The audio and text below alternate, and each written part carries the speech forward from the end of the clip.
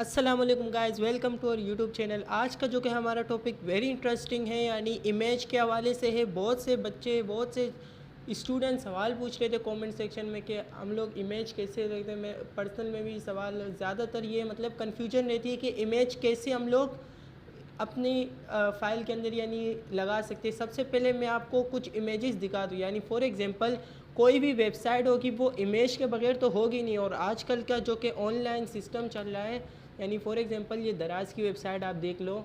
यहाँ पे देखो सारी वेबसाइट आपके पास इमेजेस पर ही बनी हुई है। जैसे देखो ये सारी इमेजेस है, ये भी इमेज है। इसके नीचे आता हूँ, ये सारे इमेज है, ये भी सारे इमेजेस हैं। यहाँ पे नीचे ये मतलब सारी वेबसाइट पूरी की पूरी वेबसाइट हमारे पास इमेजेस के तौर पर ही बनी हुई है।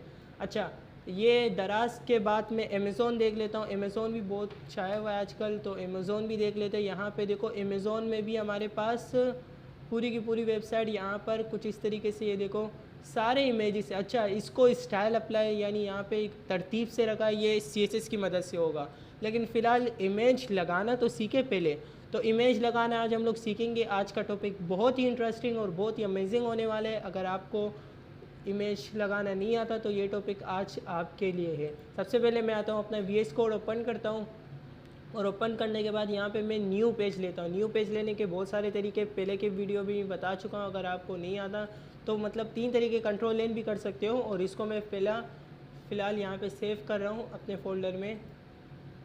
और कोई भी नाम दे दो, जैसे मैंने इमेज दे दिया, .html देना ज़रूरी है।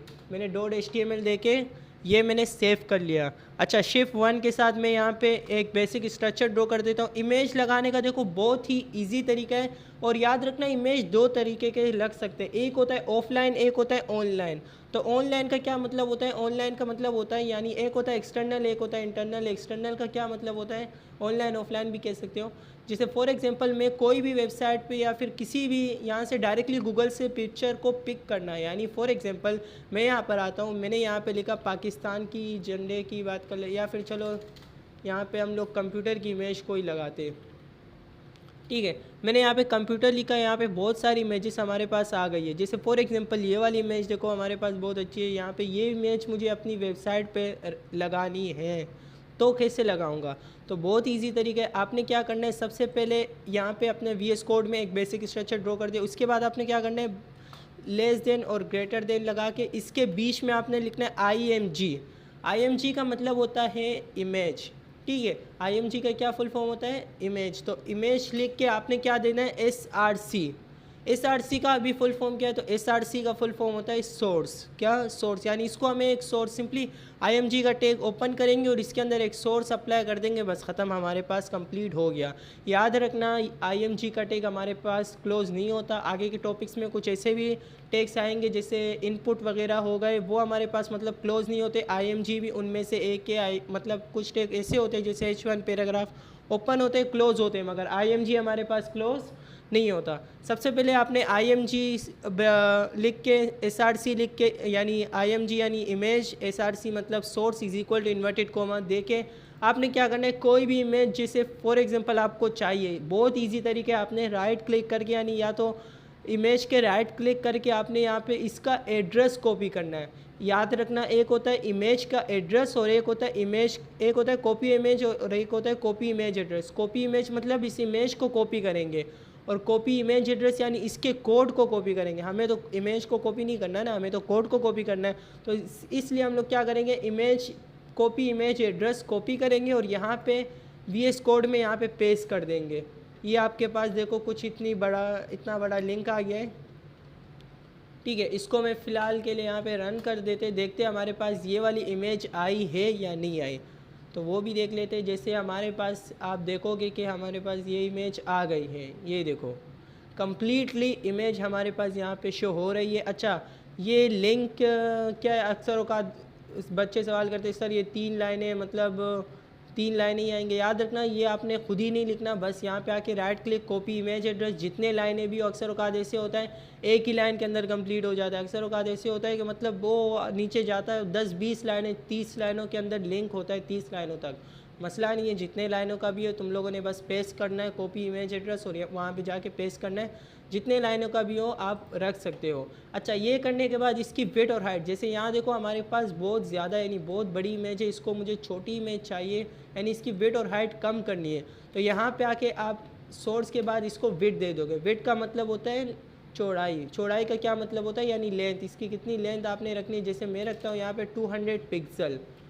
और हाइट का मतलब होता है यानी लंबाई, यानी इसकी कितनी लंबाई आपने रखनी है। ये भी फॉर एग्जांपल मैं 200 पिक्सल फ़िलहाल के लिए रख रहा हूँ और रन करके देख लेते। ये देखो हमारे पास इसकी विड्थ यानी इसकी चौड़ाई भी 200 पिक्सल और लंबाई भी 200 पिक्सल आ गई है। अच्छा, यहाँ पे आके फॉर एग्जांपल के लिए यहाँ पे हम लोग चौड़ाई इसकी 300 कर देते, यानी विड्थ इसकी 300 यानी विड्थ इसकी बढ़ा देते। यहाँ पे विड्थ बढ़ाने से देखो इसकी विड्थ बढ़ी, हाइट नहीं बढ़ी। तो विड्थ और हाइट आई होप आपको समझ आया होगा। और इमेज का टैग भी आपको इमेज के यानी एक्सटर्नल भी आपको समझ आया होगा, इन डिटेल में मैंने बताया। अच्छा, एक दूसरी इमेज लगा के ये वीडियो में वाइंड अप करता हूँ। यहाँ पे कोई भी इमेज लगा लो, जैसे फॉर एग्जांपल के लिए ये वाली इमेज अच्छी लग रही है तो यहाँ पे आके right click copy image address और वहाँ पे जाके नेक्स्ट टैग लेंगे, क्योंकि एक टैग तो हमारा कंप्लीट हो गया। दूसरा टैग हम लोग IMG SRC और यहाँ पे बीच में पेस्ट कर देंगे। अब देखो पहले ही मैंने कहा था कुछ टैग ऐसे होंगे जो कि मतलब एक ही लाइन के अंदर कंप्लीट हो जाएंगे। देखो ये एक लाइन के अंदर कंप्लीट हो गया। तो ये देखो दूसरी इमेज भी आ गई, इसकी भी सेम विड्थ और हाइट रखनी है। तो यहाँ पे आके आप क्या करोगे, विड्थ दे दोगे 300 पिक्सल जितनी आपने रखनी है, ठीक है। अब ज़रूरी नहीं है आप 300 ही रखो और 200 मैंने इसकी हाइट रख दी। अब ये देखो हमारे पास दोनों इमेजेस लग गए। अच्छा, एक ऐसी इमेज लगाता हूँ, 3 इमेजेस टोटल लगा दूंगा और एक ऐसी इमेज लगाता हूँ जिसका लिंक शायद बड़ा हो, क्योंकि अक्सर औकात बच्चे कंफ्यूज हो जाते कि सर ये तो इतना बड़ा लिंक है, आपने तो छोटे वाले इमेजेस लगाए थे। ये देख लेते हैं यहाँ पे शायद इसका लिंक, क्योंकि एक मैंने पहले ट्राई कर रहा था, बहुत पहले की बात है, मैं इमेज लगा रहा था तो उसमें माशाल्लाह लिंक इतनी बड़ी आ गई थी कि कुछ कह नहीं सकते। ये देखो यही वाला है, मतलब हमारे पास यहाँ पे इतना लंबा हमारे पास यानी इसका लिंक आ गया। यहाँ पे अगर आप देखो तो तकरीबन 30 से 40 लाइनों का लिंक है।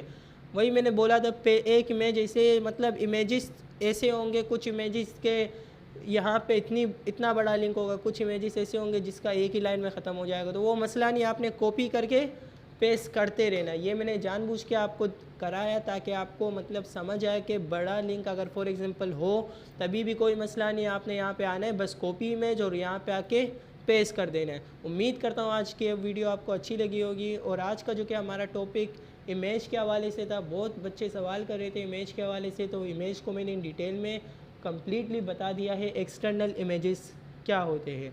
अच्छा, इसके बाद हमारे पास एक दूसरी वीडियो भी हमारी आएगी, इमेज के हवाले से ही होगी, तो वो ऑफलाइन तरीका होगा, उसमें भी मैं इन डिटेल में यानी इमेज को अगर सेव किया हुआ है, अगर हमारे पास इमेज सेव किया हुआ है तो कैसे हम लोग अपनी इमेज को लगा सकते हैं, वो भी इन डिटेल में इसके बाद सीखेंगे।